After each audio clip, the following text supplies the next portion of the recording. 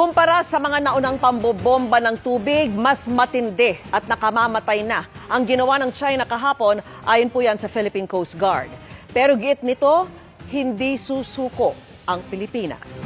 At nakatutok si June Veneracion. Tinamaan na kami. Sa sukat pa lang ng mga barko ng China Coast Guard, nabumuga ng water cannon sa mga barko ng Pilipinas kahapon. Baka may butas yung pilit natin, yung hal natin, pacheck. Makikita na kung sino ang dihado at sino ang liyamado sa patintero at habulan na nangyari sa loob ng Exclusive Economic Zone ng Pilipinas. It just goes to show that Goliath is becoming more Goliath. No?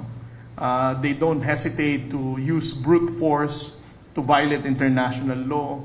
Sa isang banda ng harangan, nagkabanggaan ng China Coast Guard at Philippine Coast Guard. Oh, babangga! Babangga! Woo! Sapol! Bumangga na! Bumangga! Pero tila dahigman ang liit kumpara sa higanteng China.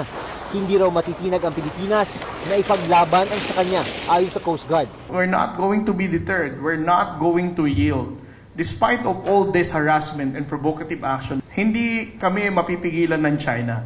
Bagamat hindi bago ang pambobomba ng tubig ng China Coast Guard. Sir! Sir! May ipin na dyan, may ipin. Guys, stopping dyan, guys. Sapol! Mas matindi na ang buga kahapon dahil may tuturing ng nakamamatay ang water pressure. If we're going to look at how it bended the railing of the Philippine Coast Guard vessel because of the water cannon, obviously that would be very fatal. Tinuturo ng ano? Woo! Hindi na!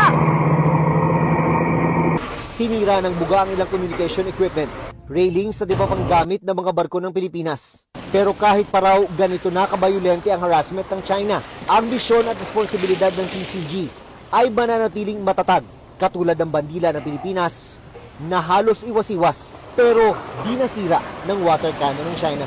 Para sa GMA Integrated News, June Veneracion, nakatutok, 24 oras.